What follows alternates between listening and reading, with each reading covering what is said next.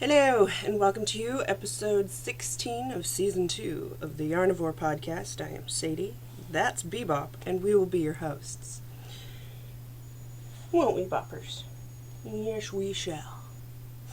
I am Sadie Ruin on Twitter and Instagram, and I am Blue Ruin on Ravelry. Bebop has no such things, but he does appear quite frequently on my Instagram. Do you want to come up and say hi? Would you like a cameo? Come here. Come here. Oh, I know. Oh, Mummy. Oh, Mummy. Say, I'm a snuffly buffle. Come here. I know you don't like looking at cameras. He does this every time I get out the phone. Hi. Someone had meaty treats. This is people. He's being sucky right now. Would you like to go down? You don't like being up here? I get it. Okay, go. Born free. Go get your bone. Go get your duck. Anywho, that's Bebop. And you've got Petrie, whose glowing eyes are, trying to kill us currently. And that brings us to everything. I tried to put my hair up, but now I've got this weird little bump here. Yeah, whatever. It doesn't get any better. It does not. It is a very rainy, overcast day here in the Pacific Northwest, or at least the part I'm in. So I'm working with the lighting I have. At least it looks decently lit today. My little Wi-Fi, which is blinking. So the Wi-Fi is currently cutting in and out, which won't affect us. It will not affect us. It could affect my upload. It's also very windy here, and wind means that the power could go out at any point. I am drinking coffee. I also have some Gatorade over here, just in case I need more beverage. Shall we move right on into the podcast? Yes, we shall. I have a finished object. Ta-da! These are my hand-knit socks. They are the Labyrinth pattern by Wendy D. Johnson. They're available in the book Socks from the Toe Up. Not Toe Up Socks for Everybody. The first one, Socks from the Toe Up. It is the Labyrinth pattern.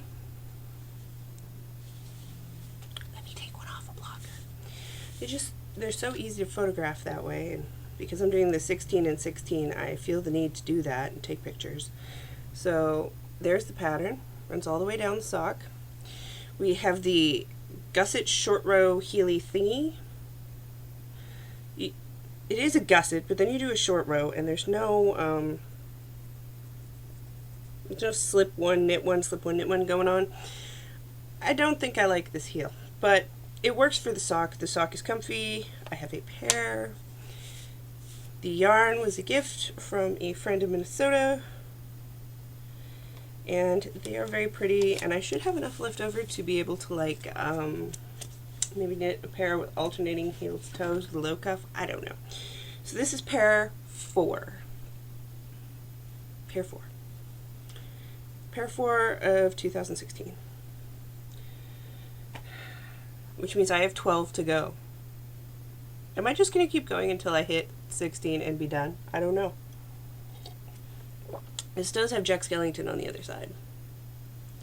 Because, you can't have too much Nightmare Before Christmas stuff. Right. That is the only thing I've finished. I thought I would have another finished object because I started knitting a brioche hat for my husband because he picked it. And then... Remember how I said he likes to pick hard patterns? He likes to pick hard patterns. This one had an optical illusion in it. And I didn't know that. So when you transition from the brim to the top of the hat, this is 3 colors. Your colors move over, so what was behind before is now in front, which is very confusing when you're trying to do it in brioche. And then, for some reason, it went from being a hat to being a cross between a beret and a Rasta hat, and anyone who knows my husband knows that's not going to fly. So it got frogged. Sadly, right when I was at the crown decreases, I took a picture and put it on Instagram of like the hat over my head. I could have stuck several hands, and I probably could have stuck a cat in there with me. It was big. Like, I thought, I could just bind this off and call it a cowl. I could have. But I screwed up a few times, and I felt that at least I would get to not relive those screw-ups every time I looked at it. So he's picked another hat pattern, and in a couple of days, when the yarn gets out of timeout, because of course it's the yarn's fault, I will knit that hat. Hopefully I will have a finished hat next week for you. The weather has changed abruptly, which means my sinuses are changing abruptly too. You may have to put up with some throat clearing. I apologize in advance. So what's on the needles? I've got a lot on the needles. Apparently I've got the worst case of startitis I've had in a good long while now that my mojo's back, and apparently the mojo being back and an obsession with socks leads to, I'm going to wager, no, I'm sure, only one thing is not a sock that I'm about to show you. And there are many rationales for what I'm doing, but the long and short of it is, I'm just feeling a sock vibe, and I'm going to ride that vibe all the way to town. The first thing I cast on, or no, okay, these are not going to be in order, because you've seen some of them and you haven't seen some of them, so they're all stacked precariously over here, so we're just going to go through them in no particular order. This weekend, because I needed as I told you, I needed a solid stockinette sock, or something that would be easy to play board games with. I pulled out a couple different ones, one from each dyer I have, basically. None from me, though, because it's rude to show you yarns you can't buy right now. Or at least that's what I think, half of the time. The other half, it's like, whatever, get over it. But, so I put out a bunch on, I set it on the plastic tote that's right here that you've kind of seen before. And I texted the picture to my mom, and I said, Mom, pick one. Because that's often what I do. If I can't decide, I make my mother or my husband pick. I'll narrow it down to like 5, and they'll pick for me. Because that is the only way it will get done. So, yeah, this was Friday, because husband came home late, and I was texting with my mother-in-law, and I had a complete yarn barf experience, which was no fault of the yarn, or of the dyer, or of the skein itself, but of me putting the Swift on an ironing board. It flew off the ironing board, and everything went crazy, and I subsequently spent an hour untangling a giant mess. But I like untangling yarn, so it doesn't really bug me. My mother picked Desert Vista Dye Works Zine base, which is the sparkle base in the Cindy colorway, which, as you may recall, I'm kind of obsessed with. Cyndi Lauper, it had to be. So I cast them on, I want to say Saturday, when I was running errands with a husband in the car. Pretty sure that's when I cast them on, and I got the ribbing done while we were running errands. It is gorgeous. It is a 4-stripe repeat. Look at it. That is really true to color. It is that bright. It is that awesome. It is that awesome. So it's got sparkles. It's a 4-stripe. It just makes you happy. And I've noticed that I like brighter colors lately because I do live in the Pacific Northwest. I always wondered what was up with the Washingtonians wearing like really, like, or even Portlandiers. Portlandia. The dream of the 90s is alive in Portland. Anyway, the Organites, and the Washingtonians, either way, a lot of the ones that I have on my Instagram, like Lethal, or the Republic of Wool, or, Spin Cycle, they're up in Bellingham, all of them really vibrant colors, and I couldn't figure it out, because I'm like over here going neutral, red, blue, green, black, gray, and I didn't understand it. And now I live here and I'm like, yes, sign me up for this.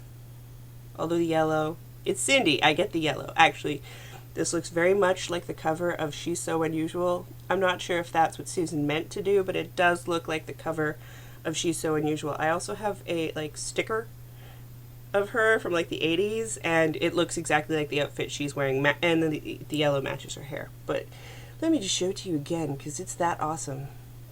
So that's how far I've gotten. And this was game night and driving in the car. We played Ascension, and Ascension is probably my favorite game. You can play it on the iPad, which I've done many times, many nights wasted playing Ascension. And they've got expansions, etc., etc. But they just released a it's like $10 at Barnes & Noble, but it's a 2-people starter, get and go.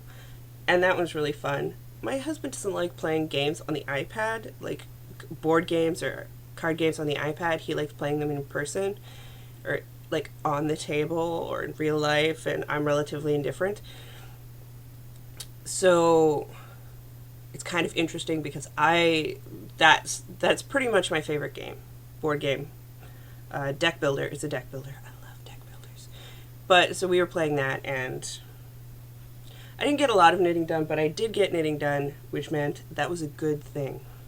And I love this yarn. And when I get to the heel, I'm going to try Pam's knit from the other end and do a fish lips kiss heel, just to see how that goes. I've never done it. I bought the fish lips kiss heel for $1. Hey, give me $1.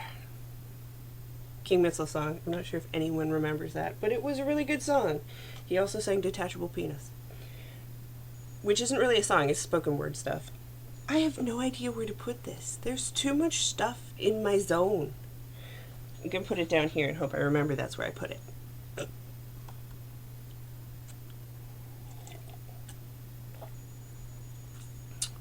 Project 2, let's just keep on a theme here. As you recall, the basket that's somewhat over here, it's a wicker basket that has a bunch of brown paper bags in it. So the Unicorns Unlimited Ravelry group is doing the brown bag at 12 things in the year. It's make 12 things along or something like that. Wool along. So I went February 1st and I picked out a bag. And in that bag was some more Desert Vista Dye Works because apparently I am now her pimp. Which I have absolutely no problem with. And this is, here we go, the Vista and the Midnight Light colorway. It was part of the 2014 What a View sock kit. Kit? Was it a kit? Would you call it a kit? Grouping of things. Whatever it was. It was special to SSK 2014. And of course I had to have one. And the colorway blows my mind. There you go. It's a little bit darker than that in real life, but I'm glad that it's actually showing up, that there is this gorgeous bluey, tealy, yep, there you go. That's what it looks like.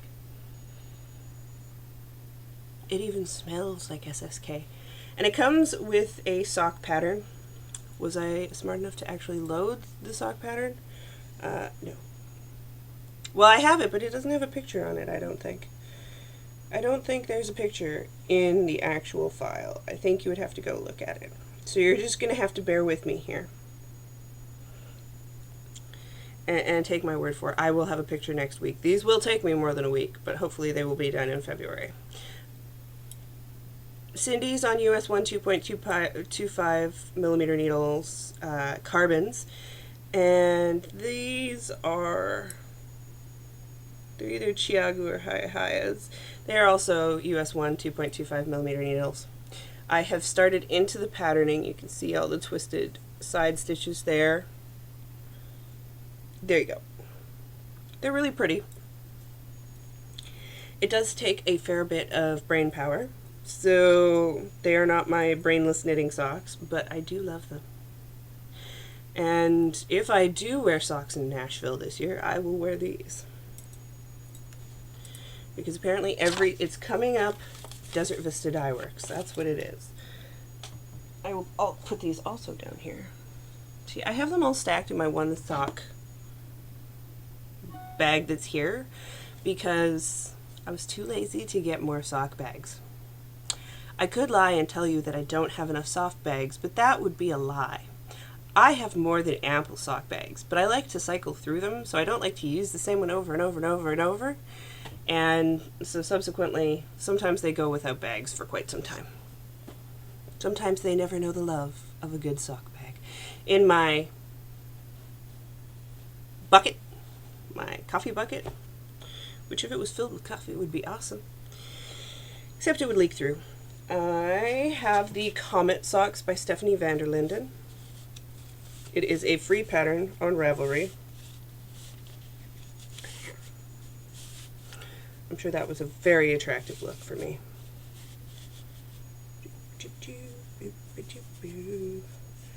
Try and make these look more impressive than they are. Here it is on a sock blocker. I finished one. And, oh, that does make the stuff look nice though. It's a very simple pattern. It would probably go it's supposed to be for semi-solid yarn. I could lie and tell you that it's not, but I just really wanted to do it with colorful yarn. Here's a picture. So that's basically what it looks like when it's not, you know, completely obscured by fanciful colors. But, you know, sometimes you just feel that a pattern needs to go with a sock, and that's what this felt like. This is Soft Like Kittens, prototype 157, I believe. And so I finished the first one. I was watching podcasts last night, and I cast on the second one, and I started knitting it, because all of my patterns are on my iPad, and if I'm gonna watch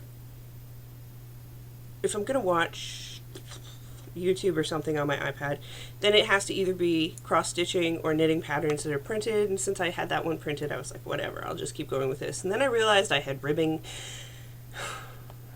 so I did a lot of ribbing. And I was like, well, at least the ribbing's done and I don't have to think about it. So I did get the ribbing done. I got half of the first repeat, basically. Also, US 1 2.25 millimeter needles, because I am a one-trick pony. How many of these do you think I have lying around my house? Just curious. Probably 10. I'm not even going to count. Just, you can imagine and then double it. And they're all metal. Except for the next pair I'm about to show you. So yes, this is a free pattern. I am doing the middle size, the 66 stitches. It fits my foot. It works. They are gorgeous. I love these colors. I love these colors. I could bathe in these colors is what I could do. Love the colors. That's right. I just said I could bathe in color. That would be funny. Would that make me, like, tie-dyed? I would love to be tie-dyed. If I could be tie-dyed as a human being, I think that would be cool. But it wouldn't work. I'd have to get it tattooed, and tattooed tie-dye looks so meh. Unless you've got it. Maybe you've got some really nice tattooed tie-dye. I haven't seen any that's really blown my gasket yet. And the last pair of socks, which you did not see last time, but I said I was going to be doing, is the Paton Kroy socks in the Burnished Sierra stripes. I am knitting them on US 1 2.25 millimeter needle, but these are Clover Takumi. And I have discovered that my hands don't hurt half as much when I'm using these. I can get double the amount of sock knitting time using wood. I think what I might do is get a set of the DPNs from Knit Picks, because you can get, like, what, a set of a bunch of them for 30 bucks. And see how that goes, and then maybe move up from there. I'm going to keep using my metals, but I find that interspersing the wood with it is really helpful. And the DPNs don't really bug me. I thought they would really bug me, but they don't. You get used to them again. And it does have a nice bit of grab. They're not sharp. Like, they're not... And for some people that's a downside, but I really like that because I push. And my phone is making noises. So this is the Mabel sock, which is probably not going to show up too hot on this background. There you go. Just little mock cables. It's a pattern I made many years ago now. And I did go down a size when I knit the pattern, and I got the gauge that it calls for in the pattern. It was a 2.5. I have since loosened up, so I did need to go down to the US 1 2.25 millimeter needle. Although I'm thinking for my husband's socks that I'll just go up to a 2.5 and do a 64 stitch, because I don't want to do 72 on zeros. That's going to kill me. It's going to kill my hands is what it's going to do, and I don't want that. But I am really enjoying this. I made a shorter, usually I go 7.5. This is probably a 6 inch. Well, not even. It's probably a 5. It's probably a 5-inch cuff. But my mother is not tall. My mother is the perfect mother size. However, she does not need 7-inch cuffs. Furthermore, she likes wearing short socks. She doesn't like wearing tall socks. So if I can get away with this length, that's fine. And I'm working down the gusset. There you have it. I have like 4 balls of this still. I have this and 1 ball for her socks, and then I think I still got 2 balls left. I could knit this stuff forever.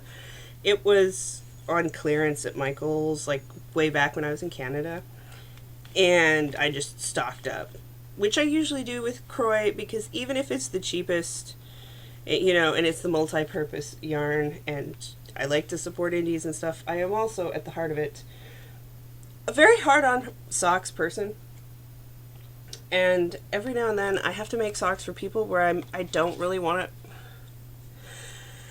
I don't want to sound like a mean person, but I'm not wasting like a $20 skein of yarn on some people. But I have no problem knitting them socks.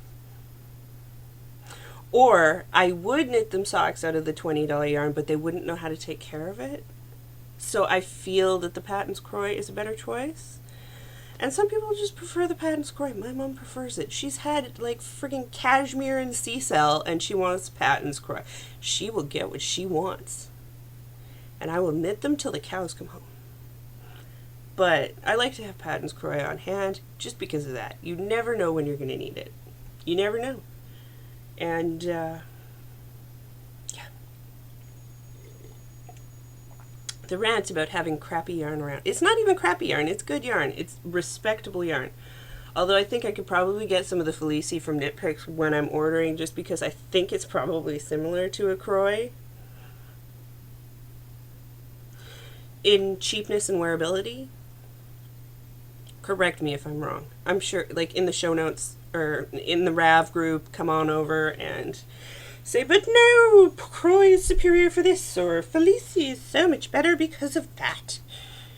Inform me, because I'm out of the loop. I have only been using the indie dyed yummy yarns, and I think, and I'm starting to think even for like my husband, he is really brutal on toes. So maybe it wouldn't even just be a bad idea to do heels and toes in Kroy for him. Just because he either felts the bejesus out of them when he's like underway, or pokes through them with his toes. I don't know what he does with them that he pokes through them with his toes. Some people, toes. I'm a heel person myself. Just so you know, I'm banging out the heels. There's no poking through the toe. It's banging out the heel. Although in our house, socks die a lot earlier because of Bebop, who likes to eat the toes. Only the toes. Toes. Just yummy. He loves that toe jam. So the last thing I'm going to show you is this. Yeah, you can see my camera. Hi, camera. It's about as good as it gets. Which is the Bailey's Irish Cream by Thea Coleman, or Baby Cocktails. It was gifted to me by Dawn Knit and Wolf of the Wolf Farms podcast eons ago, and the next SSK knit along is Thea Coleman. Thea Coleman. I believe it's Thea. And my mother-in-law texted me to ask what I was knitting, and I was like, I don't know. I really don't know. Why are you asking me? Because I was having a moment with the hat. It was right before I frogged it too. And she was waffling and I was waffling, and I looked at the patterns and I was like, I don't know. I have like 3 sweater quantities in red. I do. I'm not even going to lie to you. I don't know how it happened. Red isn't even my favorite color. But I really like these shades of red. They work for me.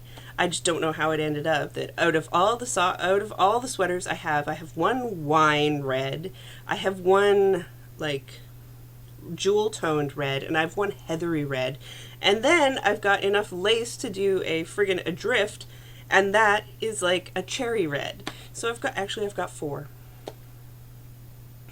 And so I was like, okay. I looked through the patterns and I was like, well, I own this pattern. See, this is how it goes, because I was trying to be like thrifty. I was trying to work within my parameters of I'm not buying more yarn until SSK, although Madrona is going to be like, you know, that white flag of I can, but I'll forget about it. I'm really trying to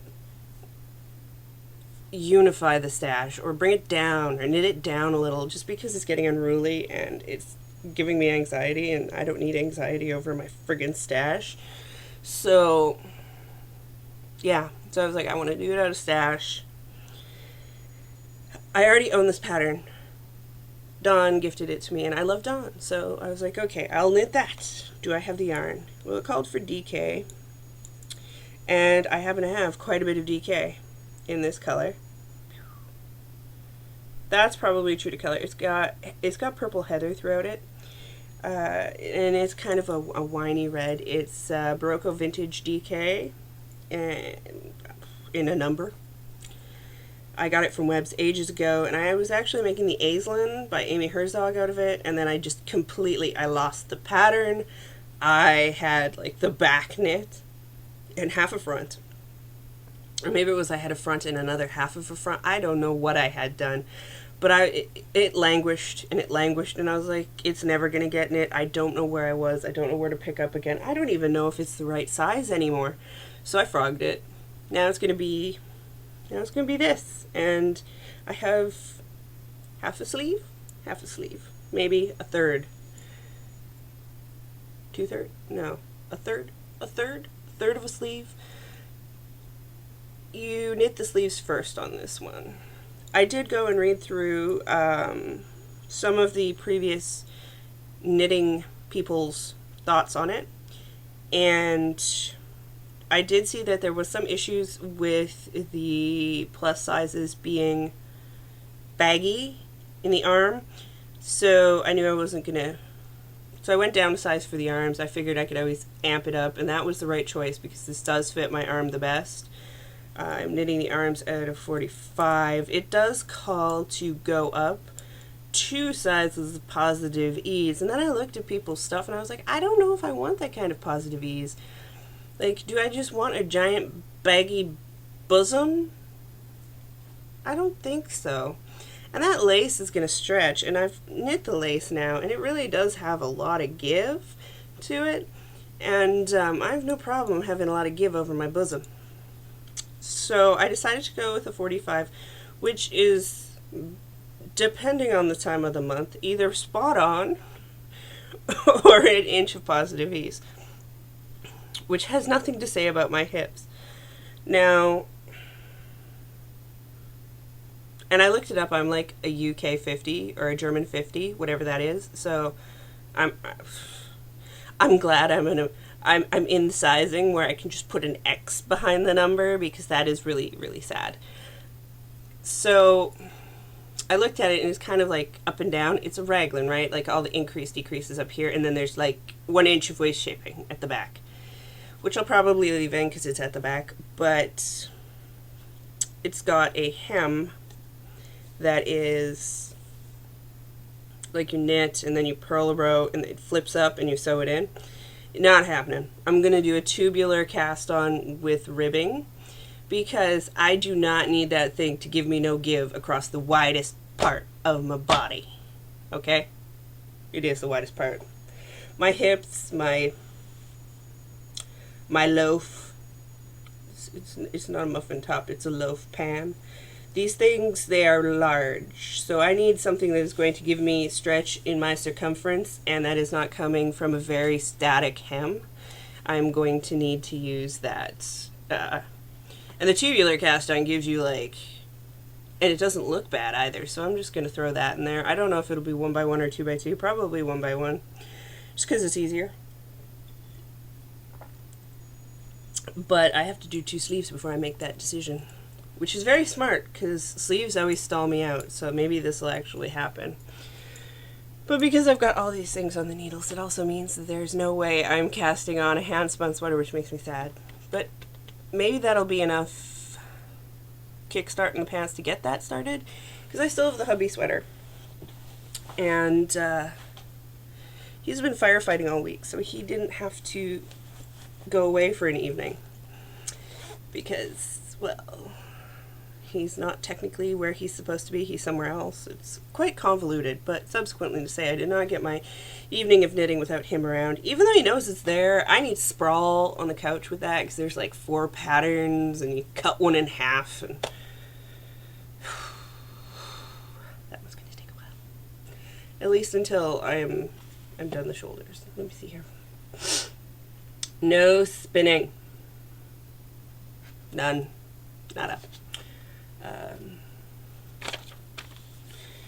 I did want to say I've been kind of flopping around on podcasts a little bit again, just because I felt like it late when I can't sleep.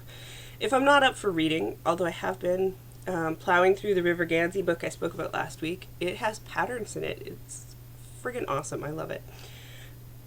I will probably talk about it a little more when I've finished it, and I'm still reading the book The Garden of the Beasts in the Garden of the Beasts, and listening to the Dresden Files, book 3, 4. Still plowing through that, but I do like to intersperse with some podcasts. So I thought I would mention that I have checked out a couple new ones. For the Charm of It, I'm not sure if anyone has heard of that one. You probably have. I'm probably the last person to hear about it. She is in upstate New York, originally from Texas, I believe. I like what she does. I like the simplicity of a lot of the things she does. She's very frugal. I like that. It's kind of an odd frugal. Not in a bad way, but it's the kind of frugal I can get behind because she knows to spend money on things that are important. Like, she's got Dyak craft needles. Of course, that's expensive. But she is also very thrifty when it comes to repurposing yarn or deciding what she wants or really just being mindful of what she's doing. So I really appreciate that of her podcast. There's not a lot of fluff. Really well read, too. So you can check that one out. And the Twitch and Stitch, which I kind of fell onto because of the January Sockathon that the Knitting Expat was doing with Very Little, which there is no way I could ever compete on that level unless I was back in university, because they did like 30 plus socks in a month, and I can't do that nowadays. But Twitch and Stitch is 2 ladies, Scylla, and I'm going to screw up the other one. Either way, very muchly enjoyed the podcast. I do recommend checking it out. The last but not least is the Little Bobbins podcast, which I'm assuming is named after the dog who is Bobbins. She's British. She's adorable. I was checking that out. They kept me company this week. This week while I was doing things. And the things I was doing were these things. Ta-da! I'm not even sure if these are going to show up properly. There we go. There's that one. Ta-da! And this one is Shadow of Olympians, because it reminds me of the Olympic Mountains. And this one, which I may have to keep a scan of, is called Splatterpunk. And they are not up in the shop. I'm not going to put anything up until next week, so don't even bother. But I am experimenting with variegates and dyeing, and I really like speckle stuff right now, so sometimes a lot of speckly doodahs throughout it. Just having fun. Probably there will be a variegate. See, everybody complained that I needed to start dyeing again. Well, I'm dyeing again in small quantities. And I will update I will tell you next Friday when I record when I will be updating. Or I will record early and tell you. I don't know. The best way to do it is to look on Instagram. Or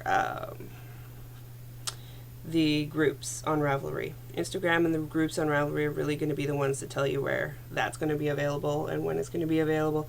I don't know yet.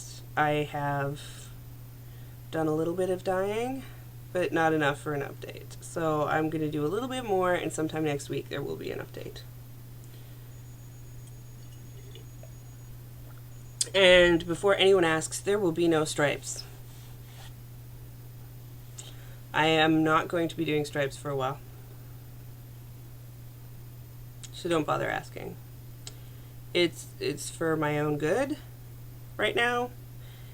And I would appreciate if no one had asked me, because I really do not have the physicality needed for it right now.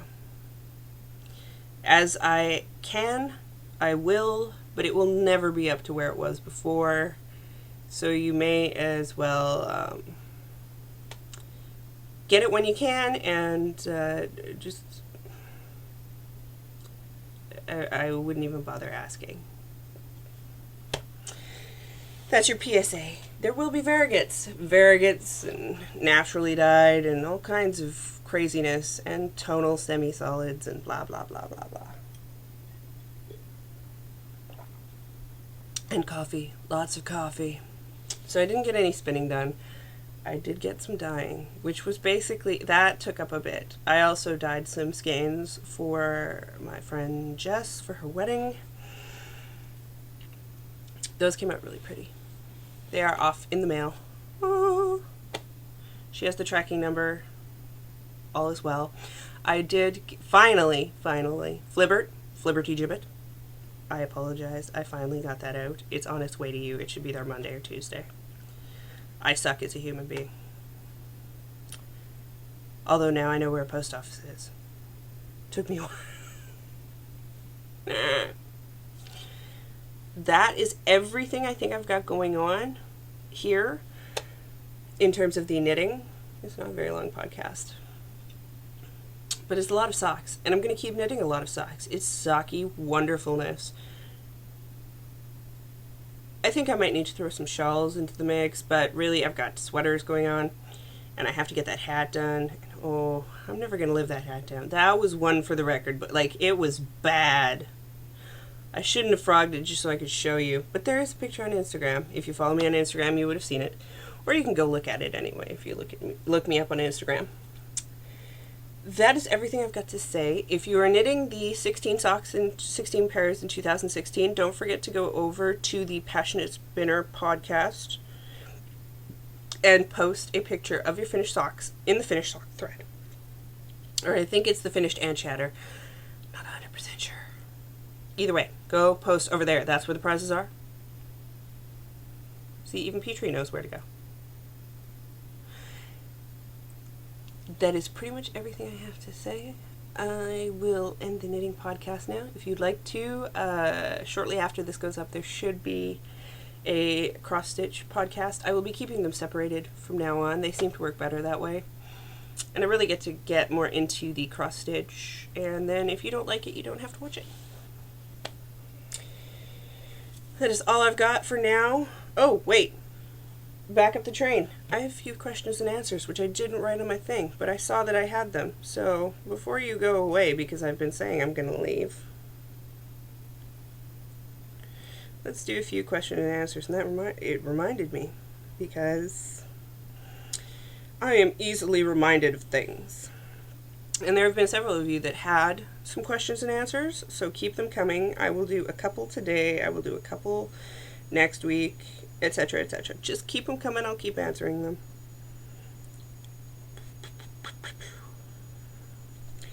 So I have answered Wilda's. Next up, Audrey Lee. Are there any events other than Madrona that you're planning on attending while you're in the Pacific Northwest? I've only been watching your podcast more recently, so maybe it's discussed earlier, but were all of your pets before you got married, or did you get them after? Well, two questions. First, I will be attending other things in the Pacific Northwest. That will depend on... and Teague later on says, as a follow-up, will I be going to Black Sheep in Eugene? I would like to go to Black Sheep in Eugene. It depends on a few things. If the husband's going to be home, because someone needs to be attending the pets at all times. Not at all times, but someone has to be here overnight. Someone has to be here from, a decent hour in the evening to the next day. And even more so, as they get worse as they deteriorate in their old age, they are going to need more care. So it depends on my husband's schedule and if we have enough money. I'm only starting to work again, so we aren't poor by any stretch of the imagination, but we also aren't rich.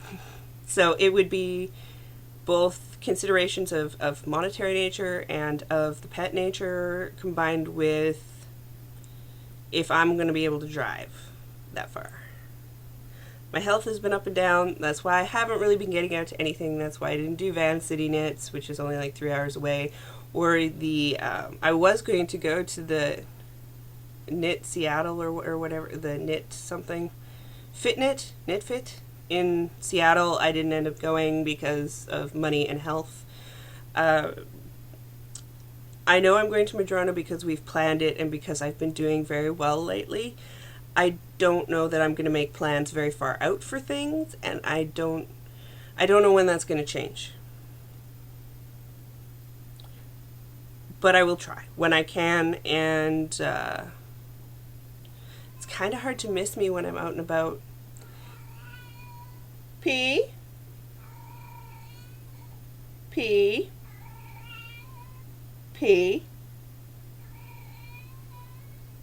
We could do this for a while, Honey? What's up? Apparently nothing's up and she just needs to say hi. So, yeah, I will be trying to attend things in the Pacific Northwest as they come up. I really do want to go to Black Sheep in Eugene. I will probably try to make that happen. Again, it depends on duty days. It depends on who's going to be here. And the pets will always come first. Did I have them before? Yes, I've had them. I got Petrie 20 years ago now.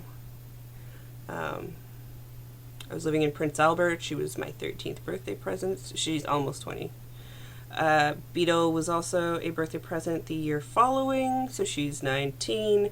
Frank was the year following that, so Frank is 18.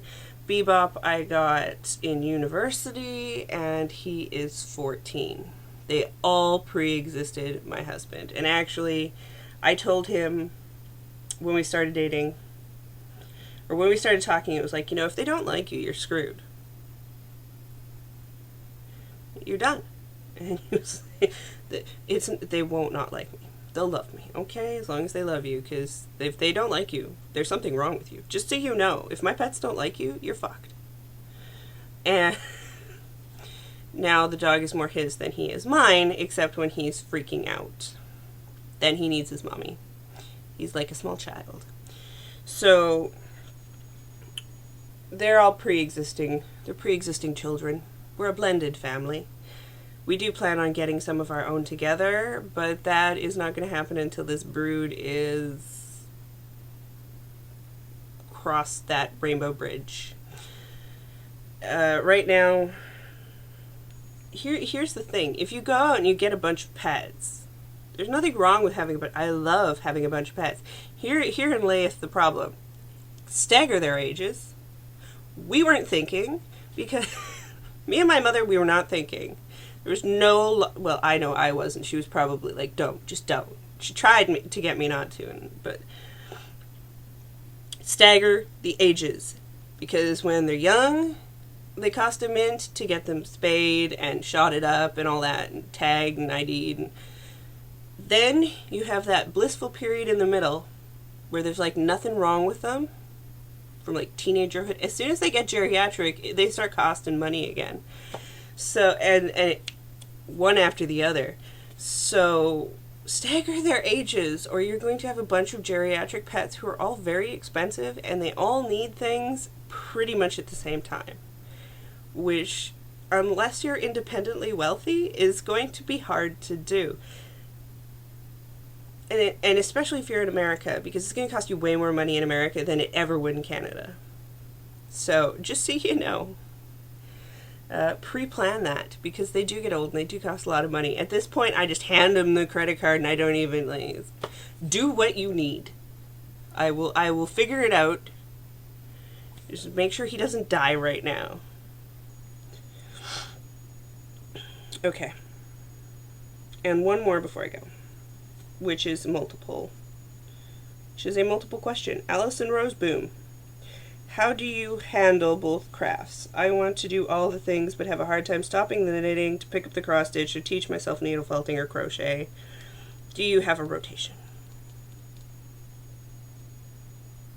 I have a rotation of sorts, which is if I have no brain power, I'm knitting stockinette socks because that's all I can do. If I'm watching YouTube on my iPad, chances are I'm either doing something very simple or I'm cross-stitching. Sometimes it's just exactly what I feel like doing. I can really go balls to the wall on one project. I don't handle them or have a specific rotation in so much as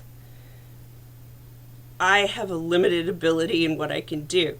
Late at night, I'm not working on cables. I'm working on something easy.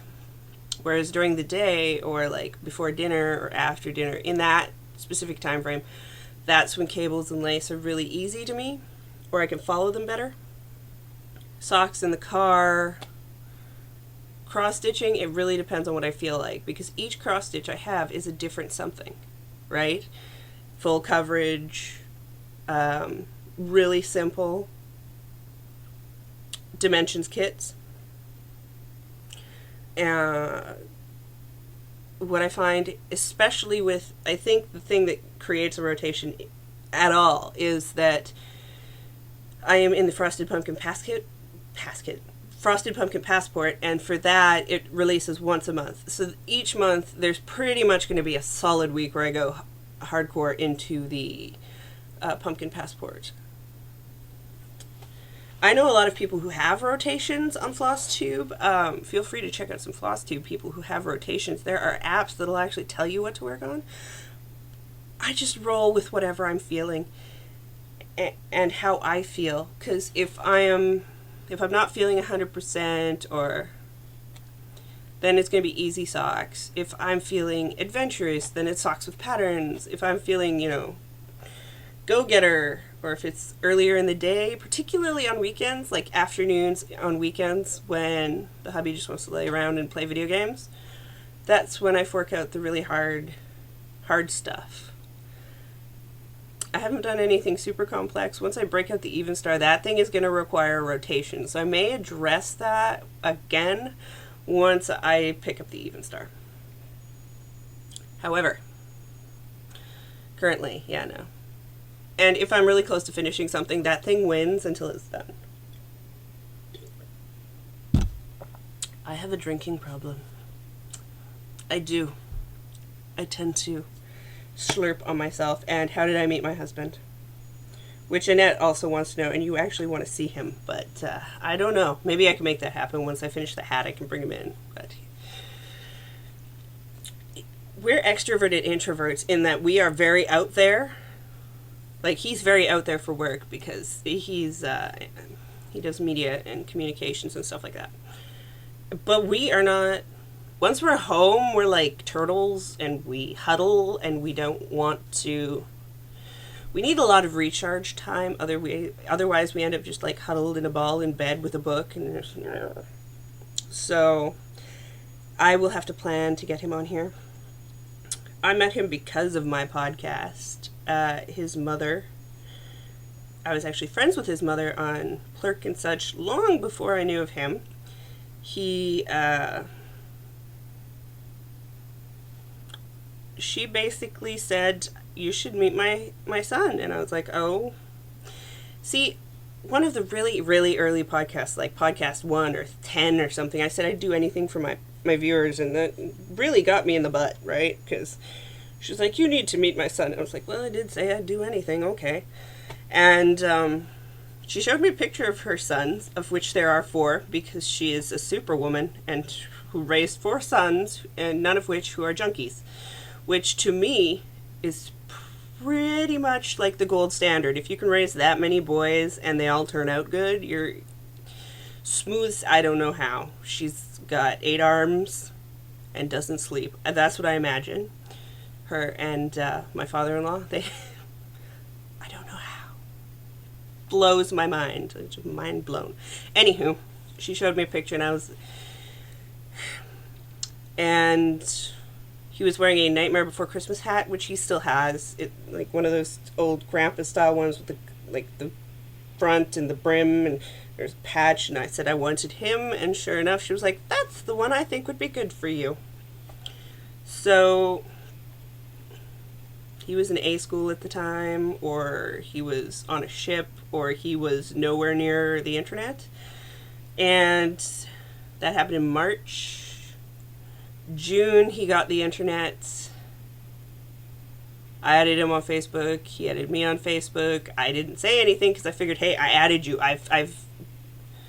The adding was my part of the contractual obligation. Now I don't have to do anything. So he had messaged me.